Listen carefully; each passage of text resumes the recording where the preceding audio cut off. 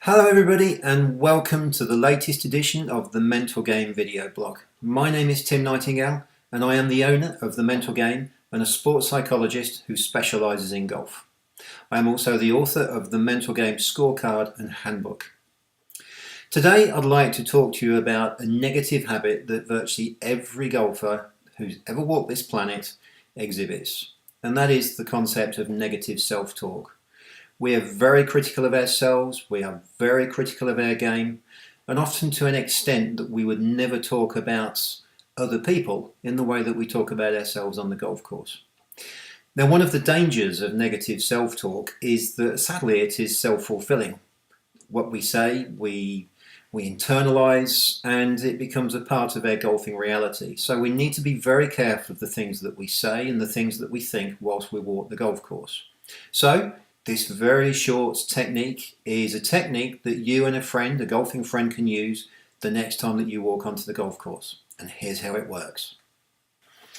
Okay, so as I explained, the purpose of this short video is to give yourself and a playing partner a fun-based technique which you can use to ultimately stop this negative habit of self-criticism about yourself as a person or about yourself as a golfer during a round of golf.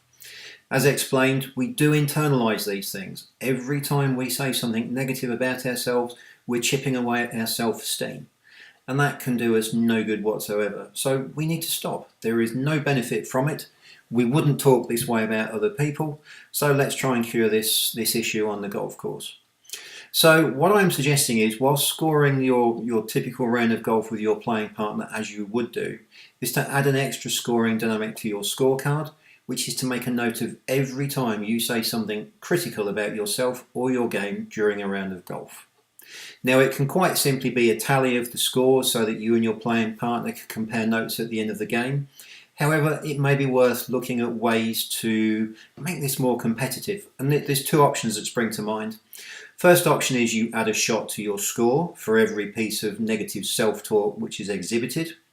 Or for those who are of even more competitive nature, and while I don't condone gambling, you can obviously add a certain small amount of money into a kitty for every instance which is exhibited during the round. And obviously the person who made the least self-critical comments at the end of the round is the person that gets to win that kitty. Now, outside of this competitive element of recording the negative self-talk that both yourself and your playing partner exhibit, the other thing that you can do, if time allows during a round, is to make short notes either on your scorecard or preferably on a separate notepad of the things that you say to yourself and the circumstances that you say them in.